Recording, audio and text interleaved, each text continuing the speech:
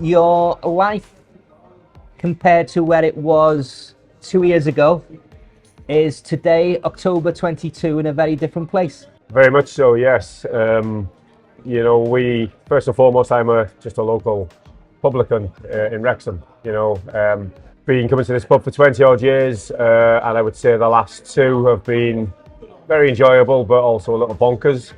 And yeah, my life has changed purely because I go to the supermarket and people shout my name and shout hello, and that never really happened before and things like that. So yeah, listen.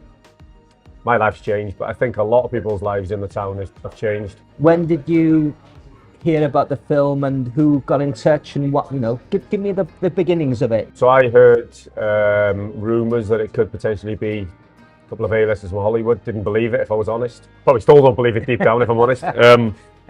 So yeah, and then that was all announced, and it was Rob and it was Ryan, and everybody was thrilled. And actually the cameras were here. I mean, it's still a couple of years ago now, Vaughan, but the cameras were here pretty sharpish. All introduced themselves, asked if we'd be interested in participating and helping, and they were very interested in the history of the turf, obviously being the birthplace of the football club and whatnot. So we agreed again on the emphasis that it would help the football club. The documentary would generate money for the football club, and obviously that's what it's going to do. So yeah, to answer your question, we knew within a matter of weeks of them taking over that it was going to happen. It's just one of those moments when you hear about it that you think somebody is having you on. Yeah. That it's some kind of ruse, is it April? You're just wondering why. What are your thoughts on that? I mean, the honest truth is, I honestly don't know why. I mean, I think they've answered and sort of said that they can relate to the community and whatnot, and they see a lot of, well, especially Rob, maybe not so much Ryan, but Rob can see kind of people that he grew up around in the people of Wrexham. They alluded to the fact that it wasn't just about a football club. In fact, it was more about the community than the football club. My impression of both of them is that they wanted to leave a legacy. They want to come in, and Rob again was alluded to the fact that he said, Wrexham Football Club's been here for 150 or 160 years, and we want it to be here and thriving in another 150, 60 years. So even already now, we're in a much better position. Not just the town of Wrexham and North Wales, whole of Wales. Rob's learning the language, for example. It's a boost not just for the town, it's a boost for the whole of Wales, and I'm convinced that they'll be talking about these guys for decades to come. At the end of the day, it's lovely that Rob and Ryan are here, and that the world gets to see what we get to see on a daily basis. That's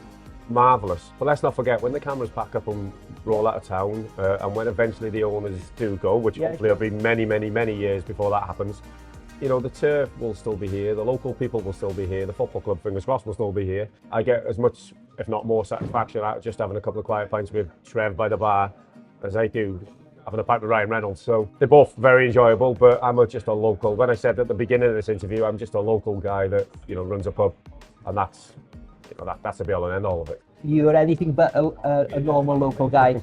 I think you've come across incredibly well. A fantastic ambassador for this pub and the town. That's very kind. And you haven't disappointed one bit. Oh, well, I appreciate that. So all power to your elbow. Thank you very much. Okay, mate.